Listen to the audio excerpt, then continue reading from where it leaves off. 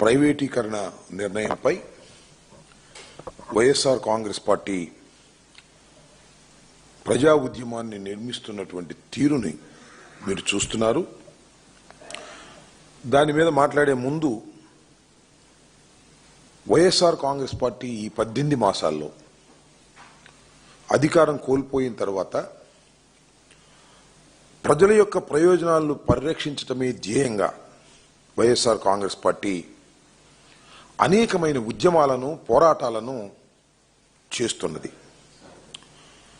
ఈ 18 మాసాల్లో కూటమి ప్రభుత్వం అధికారంలోకి వచ్చిన తర్వాత హామీలు నిలబెట్టుకోకుండా పారిపోవటం కానివ్వండి, రైతులకు గిట్టుబాటు ధర లేకోకుండా చేసినటువంటి సందర్భంలో కానివ్వండి, ఫీజు రియంబర్స్మెంట్ విధానంలో కానివ్వండి, రెడ్ బుక్ రాజ్యాంగాన్ని అమలు చేసి ప్రజల్ని, సోషల్ మీడియా వర్కర్స్ని వేధించిన సందర్భంలో కానివ్వండి, రాజ్యాంగం ప్రసాదించిన హక్కులను కాలరాచేటటువంటి సందర్భంలోనూ ఎన్ని సందర్భాల్లోనూ వైఎస్ఆర్ కాంగ్రెస్ పార్టీ గళమెత్తి అనేక ప్రజా ఉద్యమాలను నిర్మించి ప్రజల్ని చైతన్యవంతం చేసేటటువంటి కార్యక్రమంలో ముందుకు వెళుతున్న సంగతి నేను మీకు ప్రత్యేకంగా చెప్పవలసిన అవసరం లేదు. ఆ కోవకు చెందిందే ప్రైవేటుగా ప్రభుత్వ రంగంలో నిర్మాణం పూర్తి చేసుకొని ప్రారంభించవలసినటువంటి మెడికల్ కళాశాలలను ప్రైవేటు పరం చేసేయాలనేటువంటి ఉద్దేశంతో, కమిషన్ల కోసం, తనకు కావలసిన వాళ్ళ కోసం కట్టబెట్టాలనే ఉద్దేశంతో పీపీపీ మోడల్ అని చెప్పి ఒక దుర్మార్గమైనటువంటి మోడల్లో తీసుకొచ్చి కాలేజీల్ని అమ్మేసేటటువంటి కార్యక్రమం చేస్తున్నారు. దీనికి వ్యతిరేకంగా వైఎస్ఆర్ కాంగ్రెస్ పార్టీ వివిధ దశల్లో ప్రైవేటీకరణకు వ్యతిరేకంగా అనేక కార్యక్రమాలు చేపట్టింది. నవంబర్ 12వ తారీఖున పెద్ద ఎత్తున ప్రతి నియోజకవర్గంలోనూ ర్యాలీలు నిర్వహించడం, ఎంఆర్ఓలను, డిఆర్ఓలను కలుసుకొని వారికి వినతి పత్రాలు సమర్పించేటటువంటి కార్యక్రమం చేసింది.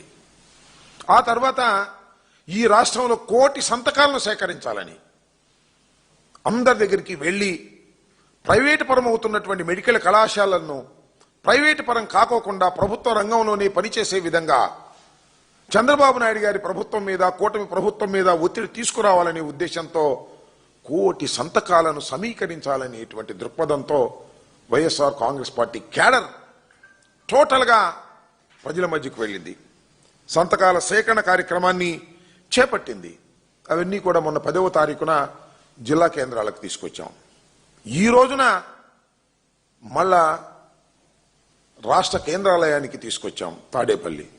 18వ తారీఖున జగన్మోహన్ రెడ్డి గారు గవర్నర్ గారిని కలుసుకొని మొత్తం ఈ పత్రాలన్నింటినీ కూడా వారికి సబ్మిట్ చేయడం జరుగుతుంది.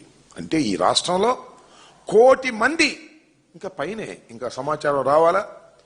ఇవాళ మీరు చూశారు, ప్రతి జిల్లాలోనూ భారీ స్థాయిలో మేము సేకరించినటువంటి సంతక పత్రాలను ప్రదర్శిస్తూ ర్యాలీగా వెళ్లి అనేకమైన ప్రదర్శనలు ప్రతి జిల్లా హెడ్ క్వార్టర్లోనూ భారీ స్థాయిలో ప్రదర్శన చేయడం జరిగింది. స్పందన అద్భుతంగా ఉంది. మెడికల్ కాలేజీలను ప్రైవేటీకరణ చేయటం తప్పు అనేటువంటి గళాన్ని వినిపించడానికి ప్రజలు కూడా ముందుకు వచ్చారు స్వచ్ఛందంగా. మీ అందరికీ తెలుసు, ఇవాళ రాష్ట్రంలో వైద్యం అనేది ఎంత పూర్గా ఉన్నదో. దీన్ని గమనించినటువంటి జగన్మోహన్ రెడ్డి గారు మొత్తం అన్ని ప్రభుత్వ ఆసుపత్రుల్లో కూడా 0 వేకెన్సీ సిస్టంలో పెట్టి ఎక్కడ పోస్టు ఖాళీ ఉండకూడదని నిర్ణయించుకొని డాక్టర్లను అపాయింట్ చేశారు. మందులు సౌకర్యాలు కల్పించారు. ప్రతి పేదవాడికి వైద్యం అందాలని భావించి మరి 25 లక్షల వరకు కూడా ఆరోగ్యశ్రీని పెట్టి పేదవాడికి అందుబాటులోకి తీసుకొస్తే ఈ ప్రభుత్వం అధికారంలోకి వచ్చిన తర్వాత వాటన్నిటికీ మంగళం పాడింది. ఇవాళ 0 వేకెన్సీ సిస్టమ్ లేదు.